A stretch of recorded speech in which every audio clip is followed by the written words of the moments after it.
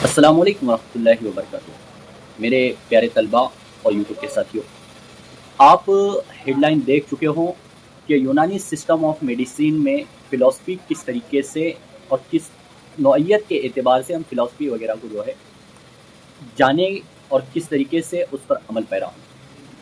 क्योंकि हर किसी सिस्टम की एक फ़िलासफ़ी होती है, एक फ़लसफ़ा होता है, एक नज़रिया होता है। इसी तरीके से यूनानी सिस्टम ऑफ मेडिसिन का भी एक अपना नज़रिया है इलाज करने का। जिस तरीके से एलोपैथिक मेडिसिन के अंदर एंटीबॉडीज़ का नज़रिया है, इन्फेक्शन का नज़रिया है, अमराज के पैदा होने में, डिसीज़ के बनने में, इन्फेक्शन के वाक़े होने का नज़रिया है, जिसको एंटीबॉडीज़ कहा जाता है और उसके लिए एंटीबायोटिक्स मेडिसिन का इस्तेमाल करते हैं। इसी तरीके से यूनानी सिस्टम ऑफ मेडिसिन में भी एक नज़रिया पेश किया गया है। मैं पूरा नज़रिया तो आप लोग के सामने रखने की कोशिश करूँगा, लेकिन जो तलबा है वो इसको किताबों के ज़रिए समझकर अगर पढ़ते हैं तो मुझे उम्मीद है इंशाअल्लाह कि वो यूनानी सिस्टम ऑफ मेडिसिन में एक बेहतरीन तबीब मायानाब तबीब मायानाज अपना नाम जो है वो पूरे इंडिया के अंदर कर सकते हैं। बल्कि अगर आपकी इंग्लिश अच्छी होती है तो आप सिर्फ इंडिया ही नहीं, अदर कंट्रीज़ में भी आप अपना नाम रोशन कर सकते हैं। किसी भी चीज़ को समझने के लिए उसके पीछे के फ़लसफ़े को जानना एक इंसान के लिए बहुत ज़रूरी होता है, और ख़ासकर एक तबीब के लिए। मैं माज़रत चाहूँगा, मेरी आवाज़ थोड़ी सी बैठी हुई है तबीयत की वजह से, लेकिन पूरी कोशिश मैं करूँगा कि मैं इस चीज़ को आप तक के खुलेआम रख सकूँ, क्योंकि ये चीज़ें शायद आपको कोई कॉलेजेस नहीं देगी, शायद कोई लेक्चरर आपको ये चीज़ें नहीं बताएगा। बस कुछ असातिज़ा हैं जिनको मैं जानता हूँ, वो लोग आपको ये चीज़ों के ताल्लुक़ से बताएंगे, लेकिन वो भी आजकल जो है अपने जो उनके रोज़मर्रा के काम है और पेशेंट के मामलाते मतलब है उसके अंदर वो बिज़ी होने की वजह से वो ये सब चीज़ें नहीं कर पाते हैं।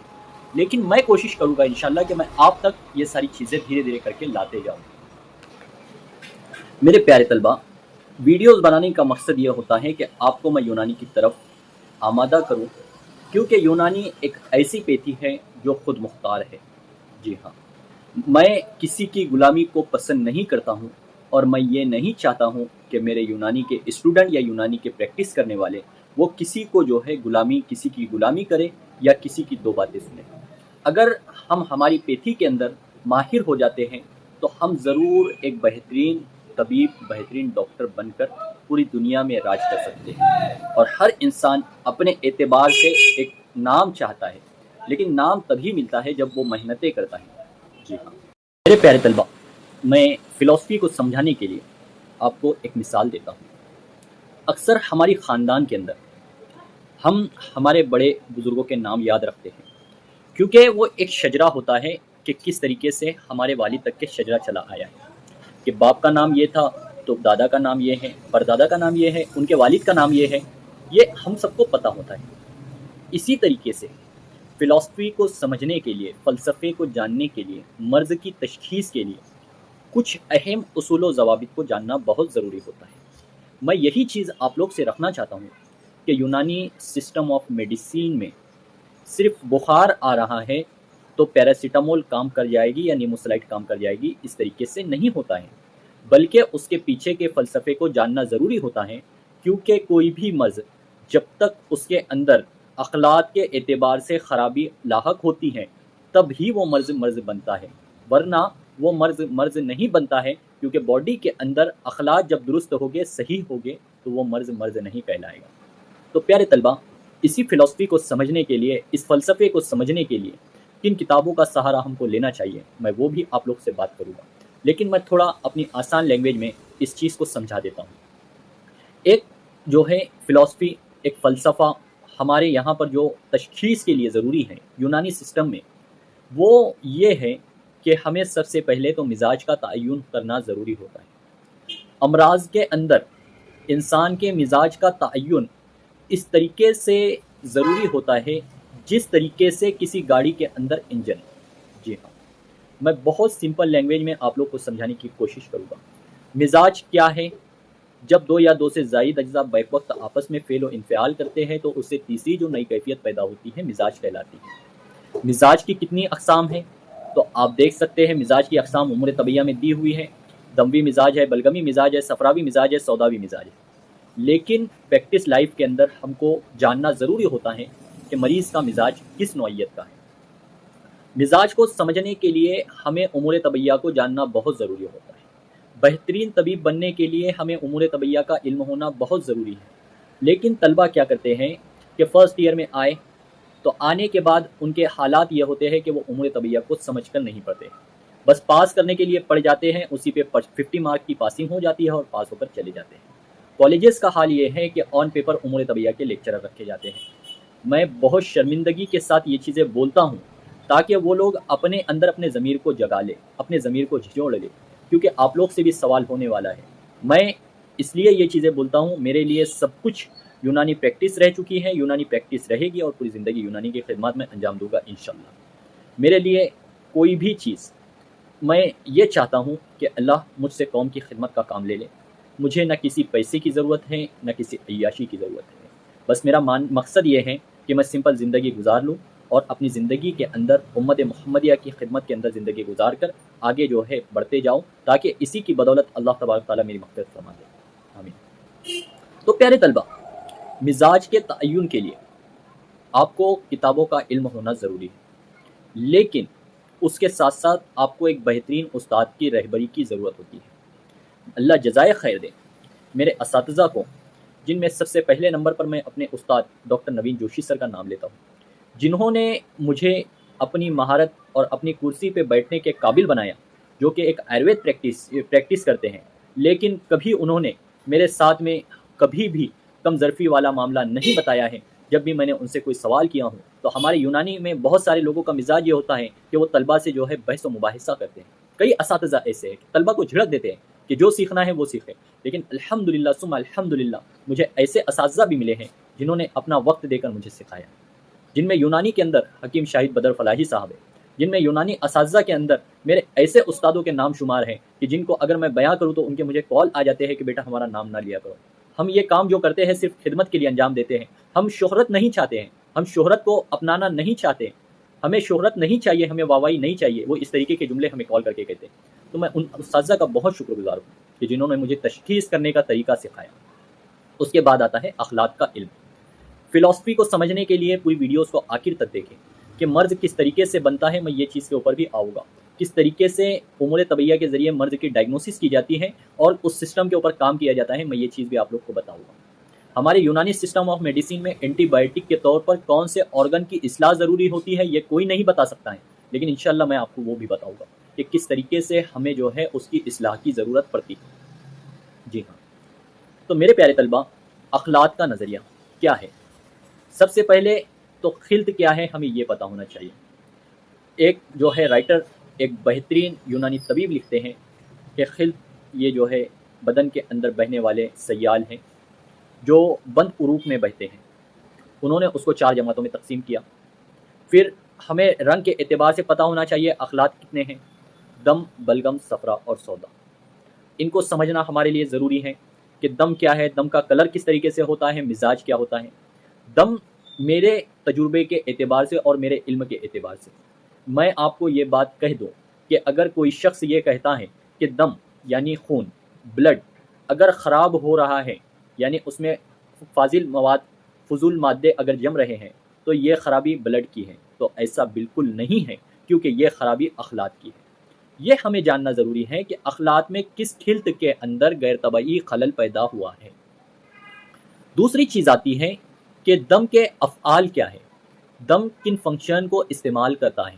میں اس کو آگے جب حضور سمجھاؤں گا اس میں بھی یہ چیز کا لوں گا کہ کس طریقے سے ہم دم کو سمجھتے ہیں کہ دم غذائیت پہنچا رہا ہے، لیکن حقیقتاً دم صرف خون، صرف بلڈ جو ہے غذائیت نہیں پہنچاتا ہے، صرف نیوٹریشن نہیں پہنچاتا ہے، بلکہ تمام افعال مل کر نیوٹریشن کا کام کرتے ہیں۔ دوسرے جو سوال ہے کہ بلغم جس کو فیلگم کہا جاتا ہے، بلغم کہا جاتا ہے، بلغم کا ہمیں علم ہونا ضروری ہے کہ اس کا مزاج کیا ہے، اس کے طبعی افعال کیا ہے، غیر طبعی افعال کیا ہے۔ اسی کے ساتھ ساتھ بلغم کہاں پر جو ہے کون سے خلط کے ساتھ مل کر جو ہے اپنی فضول مادے کو جو ہے ختم کرنے کے کام آتا ہے، اس کی وجہ سے کون سے امراض لاحق ہوتے ہیں، اس کا علم بھی جاننا ضروری ہے۔ تیسری چیز ہے کہ सफ़रा है क्या। सफ़रा को जानना ज़रूरी है। सफ़रा जो कि रंगत में येलोइश होता है, पीला होता है, जर्द होता है, इसका जानना भी हमारे लिए ज़रूरी है। चौथी चीज़ है सौदा। सौदा का इल्म जानना हमारे लिए बहुत ज़रूरी होता है। सौदा ए तबई क्या है, सौदा ए गैर तबई क्या है, इसके अफ़आल क्या है। मैं ये चीज़ें पूरी आपके सामने वाज़े नहीं कर सकता हूँ। अगर मैं वाज़े करने बैठूँ तो इसको 3 से 4 घंटे का लेक्चर बन जाएगा। इसलिए आप इसको किताबों के ज़रिए समझ कर पढ़िए। मैं ये चीज़ें कौन सी किताबें आप लोग को फॉलो करना है वो भी आप लोग को बता दूँगा। अगर आप लोग को कोई प्रॉब्लम होती है आप मुझसे डायरेक्टली कांटेक्ट कर सकते हैं। इंशाल्लाह मैं यूनानी स्टूडेंट की एनी टाइम मदद करने के लिए रेडी हूँ। और अल्हम्दुलिल्लाह सुम्मा अल्हम्दुलिल्लाह आज 250 स्टूडेंट मेरे पास ऐसे हैं जो यूनानी सीख रहे हैं, अल्हम्दुलिल्लाह। तो अल्लाह का शुक्र है कि अल्लाह ने मुझे इस खिदमत के लिए चुना है। तो प्यारे तलबा, मेरे पास मैं भी इल्म में मुकम्मल नहीं हूँ, लेकिन मैं कोशिश करता हूँ कि मैं बहैसियत टीचर अपने अंदर के जितना भी इल्म मेरे सामने है मैं अपने तलबा तक पहुँचाऊँ। मेरा एक मकसद है कि कल को मैं अल्लाह के हुजूर, अल्लाह के नबी के सामने इस हालत में खड़े ना हो कि मेरे पास जो इल्म है मैंने उसको अपने तक महदूद रखा हूँ। इसलिए मैं तलबा के सामने डायरेक्टली कहता हूँ कि आपको जब भी मुझसे कोई ज़रूरत पड़े आप इंशाल्लाह मुझे कॉल कर सकते हैं, मैसेज कर सकते हैं। अगर मैं फुर्सत में रहा तो आपका कॉल रिसीव भी कर लूँगा। चौथा आता है कि हुजूम के ताल्लुक़ से। हुजूम जो है ये समझना एक तबीब के लिए बहुत ज़रूरी होता है, क्योंकि मैं इसी के ज़रिए पूरा फ़लसफ़ा समझाने वाला हूँ। यूनानी तिब का जो फ़लसफ़ा है वो टिका हुआ है हुजूम अरबा पर, जिसमें हज़्म मेदी है, हज़्म कब्दी है, हज़्म उरूकी है, हज़्म उज़वी। मेरे तजुर्बात के एतबार से और मेरे इल्म के एतबार से अगर मैं ये कहूँ कि बग़ैर हज़्म की ख़राबी के, बग़ैर हज़्म की तब्दीली के, बग़ैर हज़्म के हज़्म मेदी, हज़्म कब्दी, हज़्म उरूकी, हज़्म उज़वी, ये चारों खिल्त में अगर ख़राबी नहीं होगी तो आपकी बॉडी के अंदर मर्ज़ लाहक नहीं हो सकता है। लेकिन हम क्या समझते हैं कि अखलात की वजह से ही मर्ज़ लाहक हो रहा है, लेकिन अखलात की वजह से मर्ज़ तो लाहक हो रहा है, लेकिन अखलात उसी वक्त ख़राब होंगे जब आपका हज़्म मेदी, हज़्म कब्दी, हज़्म उरूकी, हज़्म उज़वी ख़राब होगा। जब ये चारों चीज़ें ख़राब होगी उसी वक्त इस्तदलाल हो जाएगा मर्ज़ की गैर तबई हालत के ऊपर, मर्ज़ के लाहक होने के ऊपर। तो प्यारे तलबा, हमें सबसे पहले समझना चाहिए कि हज़्म मेदी क्या है, हज़्म कब्दी क्या है, हज़्म उरूकी क्या है और हज़्म उज़वी क्या है। इसको समझाने के लिए मैं आपको एक मिसाल पेश करता हूँ। हज़्म मेदी, जब इंसान ग़िज़ा खाता है, इंसान के ग़िज़ा लेने के बाद वो सबसे पहले जाती है स्टमक के अंदर, वहीं से अफ़आल शुरू हो जाते हैं। तो हज़्म मेदी के अफ़आल होते हैं, हज़्म कब्दी के अफ़आल होते हैं, वो ग़िज़ा फिर टूटती है, किस तरीके से मेटाबॉलिज़्म एक्टिविटी होती है, किस तरीके से वो उरूक में जाती है और जाने के बाद किस तरीके से वो ऑर्गन तक पहुँचती है जिसको हज़्म उज़वी कहा जाता है। ये चीज़ें हमको जानना ज़रूरी है। सबसे पहले मर्ज़ की शुरुआत होती है इंसान की ग़िज़ा की वजह से। जी हाँ, कई पेशेंट ऐसे होते हैं जिनको दवाइयों की ज़रूरत नहीं होती है, उनका इन्हिसार होता है ग़िज़ाओं के सही करने के ऊपर। अक्सर हमारे पास पेशेंट इस तरीके से भी आते हैं जो कि खाने के अंदर, ग़िज़ाओं के अंदर आलू, तुअर की दाल, गोश्त की चीज़ें, तलन, चर्बीदार चीज़ें, इस तरीके की ग़िज़ाओं का इस्तेमाल करते हैं। इस तरीके की ग़िज़ाएँ लेने के बाद स्टमक के अंदर, मैदे के अंदर एक तरीके से गैर तबई खलल पैदा हो जाता है। जब वो गैर तबई खलल पैदा होता है तो वहाँ पर सफ़रा की ज़्यादती बढ़ जाती है, बलगम की ज़्यादती बढ़ जाती है, सौदा की ज़्यादती बढ़ जाती है। और ये जो गैर तबई खिलते हैं, क्योंकि दम के अंदर तो गैर तबई खिल्त पाई नहीं जाती, क्योंकि दम जो है, ये ब्लड जो है, ये गैर तबई खिल्त नहीं रखता है। उसमें तअफ़्फ़ुन जो होता है इन 3 अखलात की बुनियाद पर होता है, इन्फेक्शन जिसको कहते हैं। तो प्यारे तलबा, कहने का मकसद ये है कि जिस तरीके से एलोपैथिक के अंदर, एलोपैथिक सिस्टम ऑफ मेडिसिन के अंदर एंटीबॉडीज़ का जो नज़रिया है, एंटी बैक्टीरियल का है, एंटी वायरल का है, इसी तरीके से यूनानी सिस्टम ऑफ मेडिसिन में हज़्म मेदी, हज़्म कब्दी, हज़्म उरूकी, हज़्म उज़वी का है। जब ये हुजूम सही होंगे तो इंसानी ज़िंदगी के अंदर मर्ज़ लाहक नहीं होगा। अगर ये खलल पैदा हो जाएगा तो अखलात बिगड़ जाएंगे, और अखलात अगर बिगड़ जाएंगे तो आपको जो है बीमारी लाहक होगी। तो इसको सही करने के लिए हमें क्या करना चाहिए? तो हमें इन चारों जो हज़्म है, जिनको हुजूम अरबा, हज़्म मेदी, हज़्म कब्दी, हज़्म उरूकी, हज़्म उज़वी को दुरुस्त करना ज़रूरी होता है। किस तरीके से दुरुस्त करें, किस तरीके से पहचानें कि मर्ज़ किस तरीके से लाहक हो रहा है? तो हमें सिम्टम बता देते हैं, हमें नब्ज़ बता देती है कि कौन सी मर्ज़ की नौइयत है, कौन सी खिल्त के ऊपर है।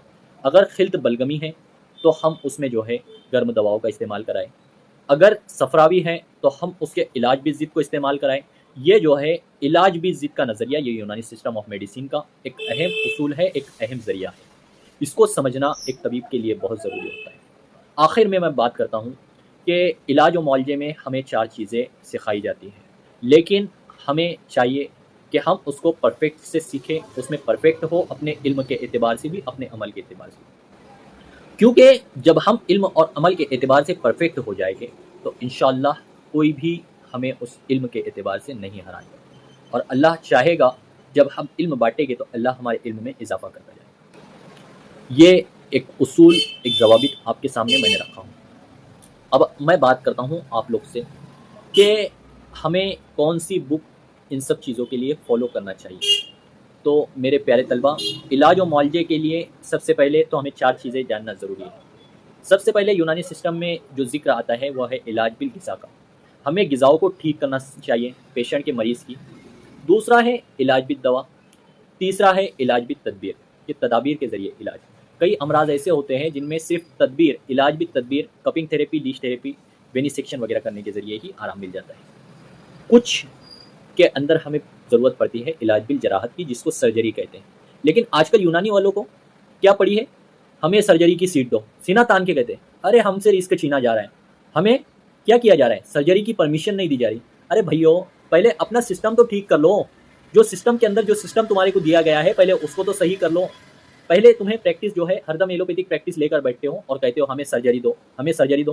ارے بھائی، تمہارے کو جو پرمیشن ملی ہے تم وہ تو کرو، پہلے اس سسٹم کو تو ٹھیک کرو۔ ہم اپنے سسٹم کو ٹھیک نہیں کرنا چاہتے، ہم اپنے آپ کو بدلنا نہیں چاہتے، اور دوش کس کو دیتے ہیں؟ کبھی گورنمنٹ کو دوش دے رہے، کبھی اوپر کی سسٹم کو دوش دے رہے۔ بالکل میں مانتا ہوں کرپٹڈ سسٹم ہے، میں بھی کسی حالت سے جو ہے ناواقف نہیں ہوں، ہر حالت کو جانتا ہوں۔ اتنا برا کرپٹڈ سسٹم ہے کہ لوگوں کو لباس بدل چکے ہیں، داڑیاں رکھ چکے ہیں، لیکن اپنے ضمیر نہیں بدلے، آج بھی ان کے خون کے اندر کرپشن موجود ہے۔ تو میں اسی لیے کہتا ہوں کہ اپنے لباس کو بدلنے کی ضرورت نہیں ہے، اپنے حلیہ کو بدلنے کی ضرورت نہیں ہے، لیکن اپنے ضمیر کو ضرور بدلیے، کیونکہ آپ امت محمدیہ کے ساتھ غلط کر رہے ہو۔ اور پیارے طلبہ، اگر آپ کو کچھ بھی پرابلم ہو، کسی کالجز کو بلیم کرنا میرا مقصد نہیں ہے، لیکن میرا مقصد یہ ہے کہ یونانی سسٹم آف میڈیسن کو ہم عام کریں، سیکھیں۔ اس کے لیے ہمیں ضرورت ہے کالجز کی، اس کے لیے ہمیں ضرورت ہے بیسٹ لیکچرر کی، اس کے لیے ہمیں ضرورت ہے بیسٹ اسکالر کی، لیکن وہ کب ملیں گے؟ جب ہم اپنے آپ کو بدلیں گے۔ یہ وقت ہے خود کو بدلنے کا، یہ وقت ہے دوسروں پہ تہمت لگانے کا نہیں ہے، بلکہ خود کو بدلنے کا ہے۔ اسی لیے کالجز والے کوشش کریں کہ ہم خود کو بدلیں، اسی لیے کالجز والے ٹیچرز کوشش کریں کہ ہم خود کو بدلیں اور آنے والے طلبہ کو جو ہے ہم اچھے سے اچھے گائیڈنس پرووائڈ کریں۔ جی ہاں، تو طلبہ، میں بات کر رہا تھا آپ لوگ سے کہ ہم کو ان سب چیزوں کو سمجھنے کے لیے کن کی ضرورت، کون سی کتابوں کی ضرورت ہوتی ہے؟ تو ہمیں امور طبیعیات سمجھنے کے لیے چند اہم کتابیں میں آپ لوگ کے سامنے رکھتا ہوں، جس میں سے سب سے پہلا نمبر، میں اپنی زندگی میں آسان لینگویج میں اگر کوئی کتاب کو سمجھ سکتا ہے تو وہ ہے القانون فی الطب کے ساتھ اصول طب کو۔ اصول طب کے اندر کئی چیزیں القانون فی الطب سے بھی لی گئی ہیں، کئی چیزیں دوسری کتابوں کی بھی لی گئی ہیں، اور جس نے یہ کتاب لکھا ہے میں مبارکباد دیتا ہوں ان اساتذہ کو کہ جنہوں نے اتنی آسان لینگویج میں ہمارے لیے ایک انمول تحفہ دیا ہے۔ اصول طب کے ذریعے امور طبیعیات سیکھنا اس طریقے سے آسان ہے کہ ہم اس کے ذریعے ایک اپنی بہترین پریکٹس شروع کر سکتے ہیں۔ دوسرا ہے، جو دوسری کتاب ہے ان سب چیزوں کو سمجھنے کے لیے، فلسفی کو سمجھنے کے لیے، وہ ہے القانون فی الطب۔ القانون فی الطب کے ذریعے شیخ الرئیس بو علی سینا نے کئی ساری چیزیں اس کے اندر ڈیفائن کر چکے ہیں، لیکن ایک میں چیز پڑھ رہا تھا کہ القانون فی الطب کے اندر کہ ایک طبیب، ایک ڈاکٹر، ایک بحیثیت طبیب میں اور استاد میں آپ لوگ کو یہ چیز بتا دوں کہ زندگی اور موت اللہ کی طرف سے ہوتی ہے۔ ایک مرض جس کو کولنچ کہا جاتا ہے، حکیم شیخ الرئیس بو علی سینا صاحب کا انتقال بھی اسی کولنچ کی وجہ سے ہوا۔ کولنچ ایک صفراوی مرض ہے جس کے تعلق سے ہم جانتے ہیں، لیکن شیخ الرئیس بو علی سینا جو کہ اتنے بڑے استاد ہیں، حضرت حافظ شیخ الرئیس بو علی سینا، جی ہاں، کیونکہ حافظ تھے اور حفظ انہوں نے کیا ہوا تھا، وہ طبیب بعد میں ہو سکتے ہیں، پہلے قرآن کے حافظ تھے، اسی لیے سب سے بڑی سعادت تو ان کو یہی مل چکی ہے کہ حافظ ہونے کے ساتھ ساتھ انہوں نے دونوں حق ادا کی۔ हमारे जैसे टीचरों की तरह अगर वो होते, दोगले अगर होते, या फिर और मैं कहूँ कि उनका ज़मीर अगर मुर्दा हो चुका होता, तो वो आज इतनी बड़ी किताब अल कानून फी तिब की 5 जिल्दें हमारे सामने नहीं लिख पाते। जी हाँ, मैं जज़ाए खैर दूँ, दुआ करता हूँ गुलाम हुसैन कंतूरी साहब कि उन्होंने उसकी शरह उर्दू में लिखी, कि कितना ज़मीर उनका जाग रहा था कि वो चाहते थे कि क्यों ना मैं अरबी की से उसको उर्दू में लिखूँ। लेकिन आज क्या होता है, कुछ लोग कहते हैं कि अल कानून फी तिब की जो शरह उर्दू में लिखी गई है उसमें कुछ खराबी है। अरे भाई, खराबी किस में नहीं है? खराबी हर इंसान में है, मुझ में है, आप में है। तो आप इसकी उसकी खराबी क्यों तलाश कर रहे हो? पहले खुद की खराबी को तलाश करो कि मेरे ज़मीर के अंदर क्या खराबी है। मैं जब तक अपने आप को नहीं बदलूँगा, दूसरों को नहीं बदल सकता हूँ, क्योंकि बुनियाद होती है खुद अपनी ज़ात से। तो मेरे प्यारे तलबा, हम दूसरों को बदलने की कोशिश छोड़िए और यूनानी सिस्टम ऑफ मेडिसिन में प्रैक्टिस करने की आपको बहुत ज़रूरी है। इस फ़िलॉसफ़ी को समझने के लिए आप उमूर तबीयत को अच्छे से समझिए। जब भी आपको कोई मर्ज़ के ताल्लुक से जानना हो, आप मुझसे कॉन्टैक्ट कर सकते हैं। आप मेरे ग्रुप यूनाविद क्लासेस के अंदर भी जॉइन हो सकते हैं। इंशाअल्लाह मुझे अल्लाह की ज़ात से उम्मीद है कि जितना इल्म मेरे पास होगा, मैं इलाज ट्रीटमेंट नहीं बताता हूँ, मैं उसूल इलाज दे दूँगा कि किस तरीके से मैंने उसकी मर्ज़ की डायग्नोसिस की, किस तरीके से मुहल्लिलात दिए या मुहम्मिरात दिए या मुअत्तदिलात दिए, किस तरीके से मैंने उसका इलाज किया, किस ऑर्गन की इस्लाह की, मैं ये दे दूँगा। लेकिन मैं इलाज के लिए मेडिसिन कभी नहीं प्रोवाइड करता हूँ।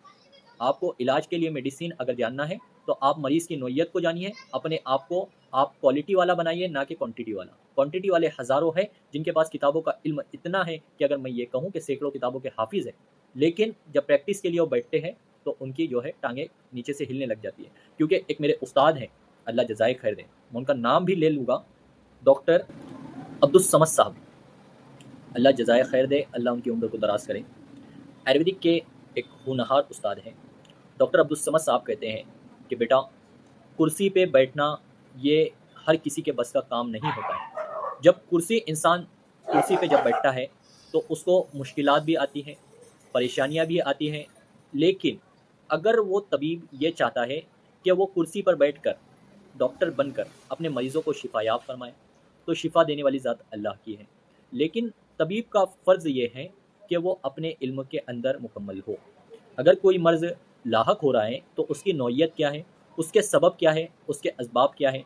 इसी तरीके से मेरे इस रिसर्च वर्क में, मेरे इस यहाँ तक पहुँचने में जो मेरा साथ हर वक्त खड़े रहते हैं, जो मेरे कंधे से कंधा लगाकर खड़े रहते हैं, डॉक्टर सुफियान भाई, जो कि मैं अभी परेशानियों से भी गुजर रहा हूँ, कुछ हालात भी ऐसे आए हैं कि मेरी ज़िंदगी के अंदर कभी कभी मन होता है कि मैं ये चीज़ें छोड़ना चाहूँ, लेकिन यूनानी प्रैक्टिस को मैं नहीं छोड़ सकता हूँ, क्योंकि मेरी 4.5 साल की मेहनत इसी में लगी है। मेरा जो है इल्म इसी के अंदर गुजरा है। मैंने इसी के अंदर अपने आप को एक बेहतरीन बनाने की कोशिश कर रहा हूँ, और पूरी ज़िंदगी मैं करूँगा इंशाअल्लाह। तो मेरे प्यारे तलबा, हमें नाम, शोहरत, इज़्ज़त, ये सब अल्लाह की तरफ से मिलती है। कुछ हादसात भी होते हैं, कुछ अपने आते हैं, अपने छोड़ जाते हैं, लेकिन इन सब की वजह से हम अपने आप को बर्बाद ना करें और सीखते रहें, सिखाते रहें। क्योंकि इल्म जितना बाँटोगे, तो आप अगर इसको एक रोशनी बनकर अगर बाँटोगे, तो आप वो रोशनी के साथ आप खुद भी दूसरों के दिलों में राज करोगे, और उसके साथ-साथ आप अपनी शोहरत को, अपनी इज़्ज़त को, जो अल्लाह आपको इज़्ज़तें अता करेगा, इंशाअल्लाह उसके ज़रिए आप पूरी दुनिया के अंदर अपना नाम बनाओगे। जी हाँ, ऐसे असातिज़ा भी इंडिया के हैं, जिनको आज पूरी दुनिया जानती है। ऐसे असातिज़ा भी मेरे हैं, जिनको मैं जानता हूँ कि जो अदर कंट्री के हैं, लेकिन आज उनके नाम जो है हर जगह पर उनके मौजूद हैं। तो हमें अपने इल्म में मुकम्मल होना है। कौन क्या करता है, कौन क्या नहीं करता है। आईना अगर ख़राब हो, धुंधला हो, तो सामने वाले का चेहरा भी जो है वो धुंधला ही नज़र आएगा। इसलिए हम आईने को साफ़ करने की कोशिश ना करें, बल्कि हम खुद के ज़मीर को जगाने की कोशिश करें और यूनानी प्रैक्टिस की तरफ आएँ। दूसरी एक बात मैं आपने आखिर में ख़त्म कर दूँ इस बात के साथ, कि तलबा जो मेरे पास कॉल करते हैं, मैसेजेस करते हैं कि सर दवाइयाँ आप नहीं बताते हो, उसूले इलाज बताते हो। तो मेरे तलबा, दवाइयाँ लिखना आसान है, उसूले इलाज समझना ज़मीन और आसमान से ज़्यादा मुश्किल काम है। क्योंकि हमें ये लगता है कि जो डायग्नोसिस ये यूनानी सिस्टम है, यूनानी सिस्टम में पैरासिटामोल देने से बुखार कम नहीं होगा। यूनानी सिस्टम में पैरासिटामोल की तरह या एंटीबायोटिक की तरह हमें इस्तेमाल करने की दवाइयाँ इस्तेमाल करने की ज़रूरत नहीं होती है। हमें उनके मुज़ीरात भी जानना ज़रूरी होता है, उनके मुसलेह भी जानना ज़रूरी होता है, उनके मिज़ाज भी जानना ज़रूरी होता है। मेरे इल्म में 78 ड्रग ऐसे हैं, 78 ड्रग, जिनके ज़रिए हम बुखार को दूर कर सकते हैं। लेकिन बुखार दूर कैसे होगा? पहले हमें ये जानना है कि कौन सी खिल्त की ख़राबी की वजह से बुखार आ रहा है। बलगमी खिल्त के ताफ़ुन की वजह से बुखार है, या सफरावी खिल्त की वजह से है, या कौन सा बुखार है, हुम्मा यौम है या रबा है। हमें ये चीज़ें भी जानना ज़रूरी होता है। जाकर सिर्फ प्रिस्क्राइब कर देना ये आसान काम होता है, दवाइयों का प्रिस्क्रिप्शन बनाना आसान काम है, लेकिन उसके पीछे के फ़लसफ़े को, उसके पीछे के नज़रिए को समझना बहुत मुश्किल काम है, जिसके लिए एक उस्ताद की ज़रूरत होती है। और मैं शुक्रगुज़ार हूँ मेरे उन असातिज़ा का, और आज भी मैं इस जो है लेक्चर के ज़रिए एक मेरे ऐसे उस्ताद का नाम आप लोग के सामने रख दूँ, डॉक्टर सईद साहब मुंबई, जो कि एक बेहतरीन एलोपैथिक प्रैक्टिशनर हैं, एलोपैथिक हॉस्पिटल चला रहे हैं, लेकिन यूनानी आज भी उनके खून में और उनकी रग में शामिल है, जो कि आज भी यूनानी सिस्टम के एक एक बारीक से बारीक पहलू पर नज़र रखे हुए हैं। वो आज भी यूनानी किस तरीके से हमें आगे ले जाना है उसके लिए मुझे इस्लाह करते रहते हैं। तो प्यारे तलबा, मुझे एक यूनिटी की ज़रूरत है, एक कम्युनिटी की ज़रूरत है, एक ऐसी सोच की ज़रूरत है जो अपने आप को बदल कर कल के मुस्तकबिल को बदले, ना कि आज के माजी को और आज के हाल को ख़राब करे। आज का हाल ज़रूर हम लोगों की कॉलेजेस का ख़राब है, लेकिन मुझे एक ऐसी कम्युनिटी की ज़रूरत है जो कल के आने वाले जो तलबा हैं उनके मुस्तकबिल को, उनके हाल को बदल दे। जी हाँ, तो मेरे तलबा, हमें अपने आप को बदलना होगा। अगर आप भी यूनानी प्रैक्टिस करना चाहते हैं तो आप मुझसे कॉन्टेक्ट करिए, इंशाअल्लाह मैं आपको ज़रूर मदद करूँगा। जज़ाकल्लाहु खैर, अल्लाह हाफ़िज़।